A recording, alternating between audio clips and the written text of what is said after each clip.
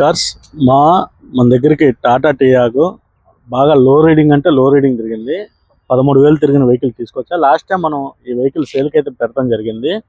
Customer ఒకరు చూసి advance వేయటం జరిగింది. కాకపోతే కొంచెం పర్సనల్ ప్రాబ్లమ్స్ వల్ల డ్రాప్ అయితే అయ్యారు సారు. బండి వచ్చేసరికి మళ్ళీ సేల్కుంది. వెహికల్ అయితే చూసి చాలా మంది కాల్ చేశారు తీసుకుంటామని చెప్పి. ఆయన కమిట్మెంట్ ఇవ్వటం వల్ల వెహికల్ హోల్డ్లో పెట్టాము. ఇప్పుడైతే 100% సేల్కి అయితే పెట్టడం జరిగింది. బండి వచ్చేసరికి 2023-24 రిజిస్ట్రేషను. 13,000 అంటే 13,000 తిరిగింది.